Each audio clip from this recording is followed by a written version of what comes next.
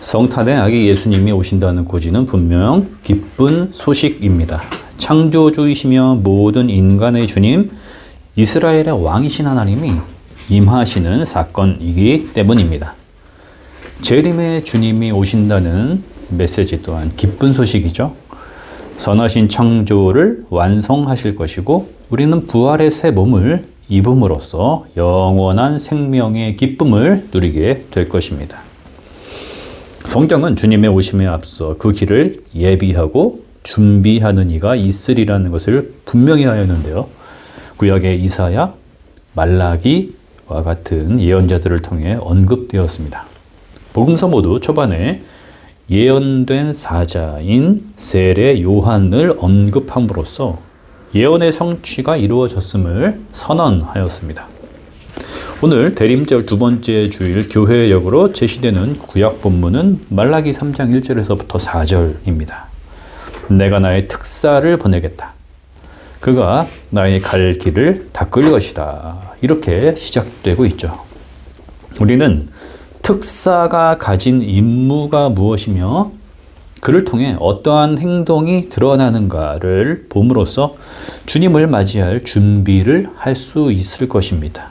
그런데 성경에서 드러나는 그의 모습을 보면서 주의 오심이라고 하는 기쁨과 설렘의 감정들이 솟구쳐 오르기보다는 부담스러움과 메시지의 엄중성으로 인해 위축되고 마는 내면을 발견하게 되죠. 2절과 3절 초반부를 들어보십시오. 그러나 그가 나타나는 때에 누가 견디어내며 그가 나타나는 때에 누가 살아남겠느냐. 그는 금과 은을 연단하는 불과 같을 것이며 표백하는 잿물과 같을 것이다. 그는 은을 정련하여 깨끗하게 하는 정련공처럼 자리를 잡고 앉아서 레위 자손을 깨끗하게 할 것이다. 레위 자손의 정결과 성전 예루살렘의 정화에 초점이 맞추어져 있지만 실제 세례 요한의 경우 이사야 40장 3절에서 4절 말씀, 즉 광야에 주님께서 오실 길을 닦아라, 사막에 우리의 하나님께서 오실 큰 길을 곧게 내어라, 모든 계곡은 메우고 산과 언덕은 깎아내리고 거친 길은 평탄하게 하고 험한 곳은 평지로 만들어라. 이 예언의 말씀과 더불어 말라기 3장 오늘의 본문을 엄격하게 성취하고자 하였습니다. 요한은 광야로 나갔고 위의 말씀들을 선포하면서 죄를 용서받게 하는 회개의 세례를 베풀었습니다. 그의 시선은 냉철했고 불의는 용납되지 않았으며 위선은 그 앞에서 기세를 잃었습니다. 예루살렘과 온 유대와 요단강 부근 사람들이 다 요한에게 나아가서 자기들의 죄를 자백하며 요단강에서 그에게 세례를 받았는데 바리새파 사람들과 사두개파 사람들이 나오자 독사의 자식들이라 칭하였죠. 징벌의 도끼가 이미 나무 뿌리에 놓였으니 급박한 회개만이 당신들이 할 수 있는 유일한 길이요. 이렇게 선포하였습니다. 돌이킴, 곧 회개의 촉구는 위선적인 종교 지도자들에게만 향한 것이 아니었습니다. 이기심과 탐욕, 거짓된 마음과 자족하지 못함, 이러한 윤리적 차원의 행동에서 전적인 변화가 모든 백성에게 요청되었습니다. 정직한 인간성을 가지고 이타적인 연대감을 회복해야 하며 하나님의 정의를 구현하는 삶이 실제적으로 나타나야 한다는 것이었습니다. 요한의 선포가 가지는 엄중한 무게는 누가복음 3장 17절에서 확연하게 드러납니다. 그는 자기의 타작마당을 깨끗이 하려고 손에 키를 들었으니 알곡은 곳간에 모아들이고 쭉정이는 꺼지지 않는 불에 태우실 것이요. 즉 쭉정이가 되지 않기 위해서 두려움과 긴박성을 가지고 지금의 나를 바꾸어야 하는 상황에서 주님의 오심이라고 하는 기쁨과 설렘은 축소되어 버리고 기대는 뒤로 살며시 밀려나 버리고 마는 거죠. 요한의 준비 기간은 오래 걸리지 않았습니다. 광야에서 많은 이들이 세례를 받았고 예수님도 직접 요한을 찾아가서 요단강에서 세례를 받으셨지만 그 혁신적인 운동은 지속되지 못했고 헤롯을 향한 예언자적 비판을 하였을 때에 그는 옥에 갇히고 맙니다. 이후 허망한 죽임을 당했는데 구명운동은 일어나지 않았고 그에게서 세례를 받은 수많은 백성들의 봉기도 없었습니다. 사람들은 어제와 다르지 않은 오늘을 힘겹게 살아갈 뿐이었고 로마가 힘으로 정의를 대변하는 그 권세는 건재했으며 거룩한 것과 속된 것을 나누어서 하나님의 뜻을 재단하고 자신들이 정한 전통을 하나님의 뜻보다 앞세웠던 종교 지도자들의 위선과 교만은 여전히 견고했습니다. 주님의 오심을 준비해야 하는 세상과 인간은 그 자격을 갖추지 못하고 있었죠. 사실 그 일은 애초부터 불가능한 것이었는지도 모릅니다. 바울은 인간이 율법적 의에 결코 이를 수가 없고 율법에 합당한 인간이 되고자 엄격한 기준을 내세우게 될 때 죄의식과 죄성에 무기력해지고 만다는 것을 분명히 밝혔습니다. 예수님은 광야에 머물지 않으셨습니다. 요한의 선포와 동일한 외침, 때가 찼다. 하나님의 나라가 가까이 왔으니 회개하라.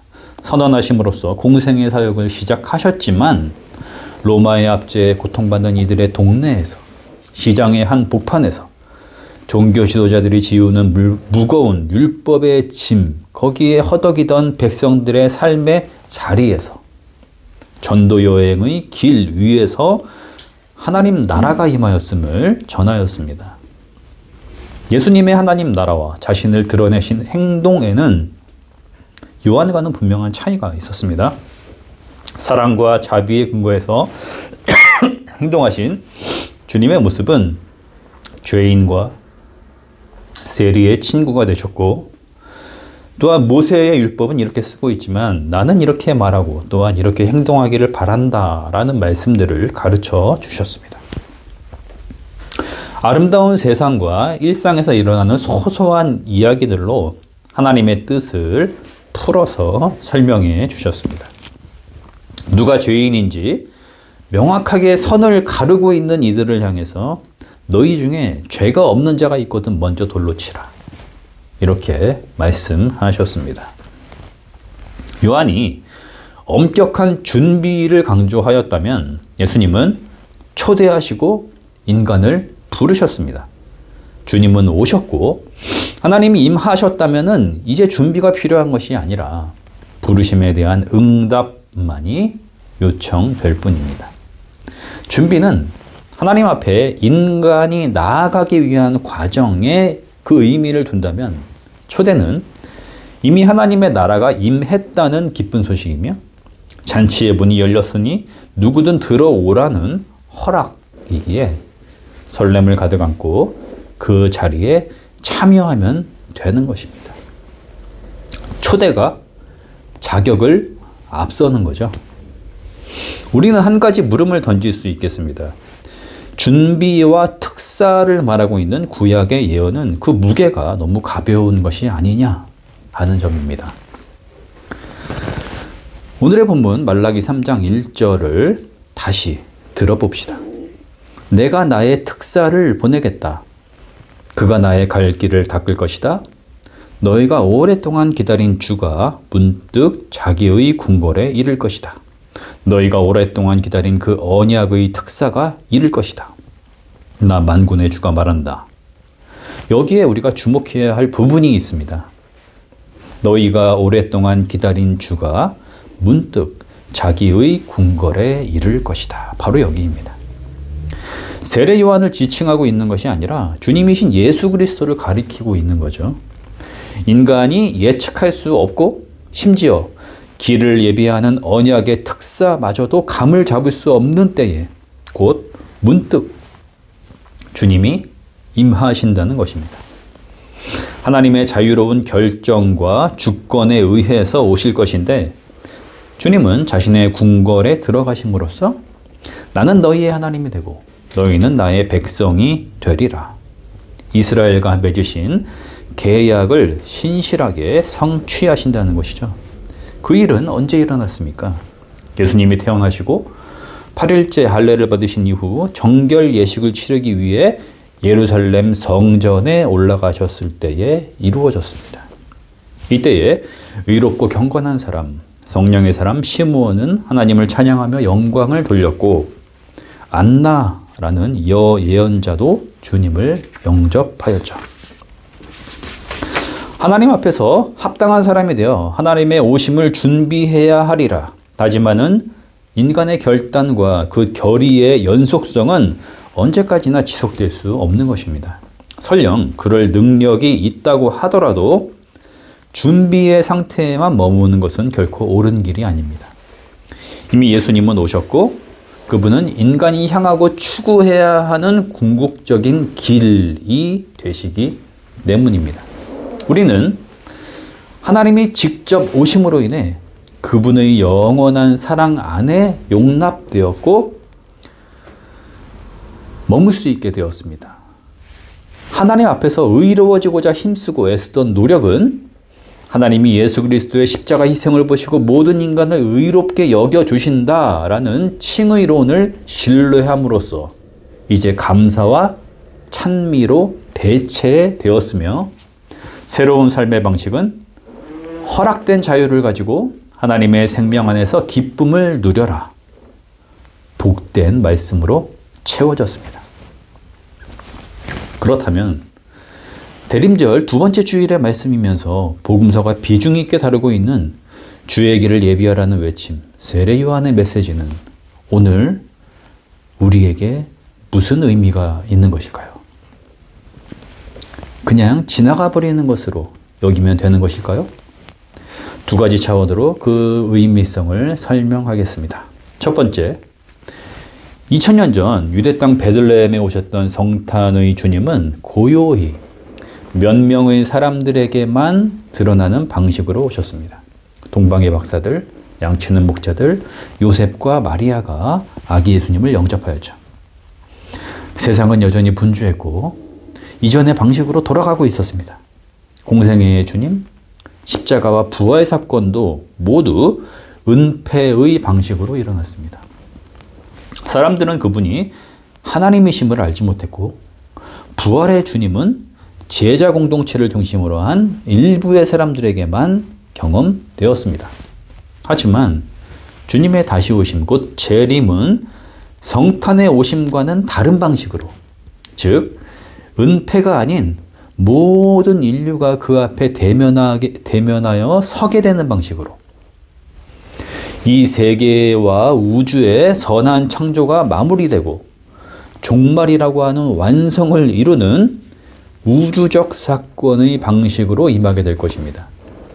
이것은 뛰어난 시인들의 감수성, 명석한 과학자들의 추론, 컴퓨터를 활용한 통계적 계산 등으로 예측할 수 있는 사건이 아니며 신앙인들의 믿음의 차원에서 비밀스럽게 일어나는 현상도 아니며 개개인의 죽음이라고 하는 종말을 통해 맞이하게 되는 최후성에 대한 은유도 아닙니다.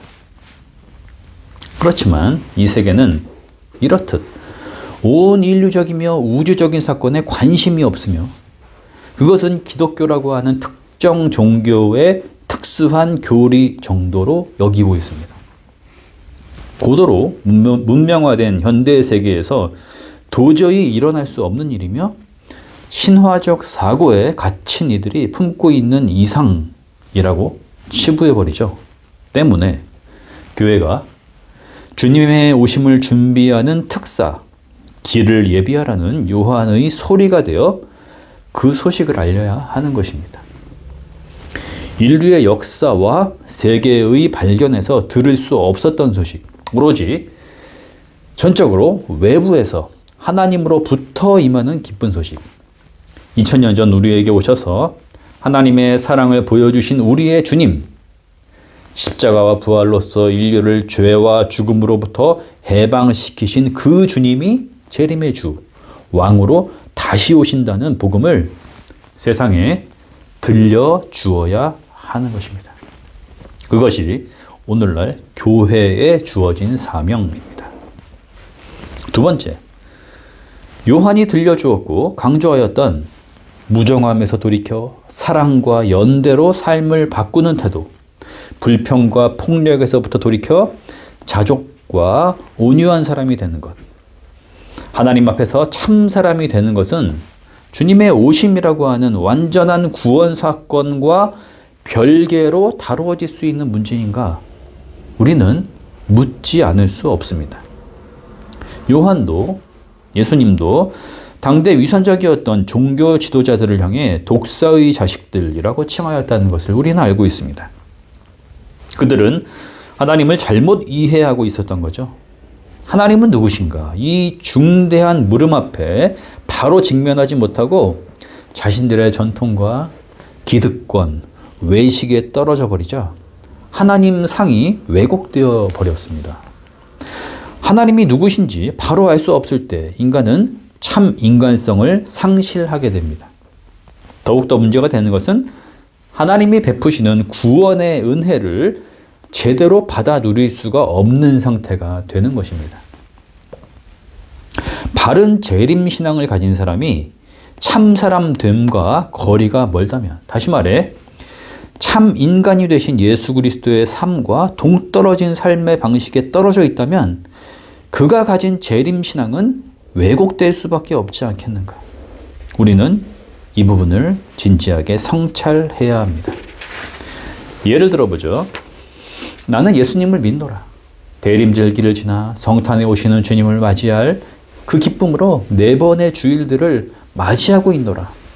주님의 다시 오심을 믿노라. 기다리노라. 이렇게 말하는 이가 있는데 당장 직장에 가면 부하 직원들을 냉대하고 그들을 통해 자기의 기득권과 권위를 챙기는 일에만 몰두하는 무정한 관리자가 있을 수 있죠.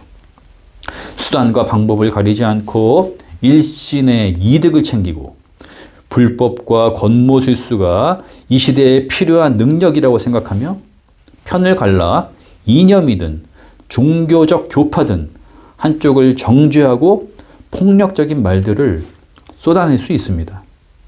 창조 보존의 질서와 지속 가능한 생태계라는 말에는 전혀 관심이 없을 수 있습니다.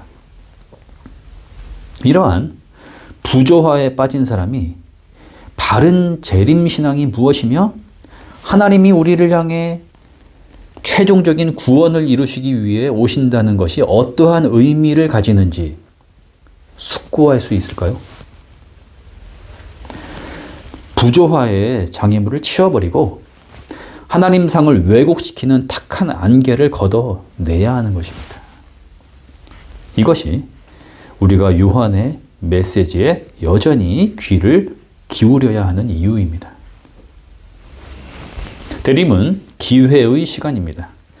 세상 사는 일이 급박하고 정신이 없는 이도, 모든 것이 시들하고 감흥이 없는 이도, 어떠한 포지션과 삶의 방식으로 살아가고 있든 주님의 오심을 피할 수 없고 모두 그 앞에 직면에 서 있습니다.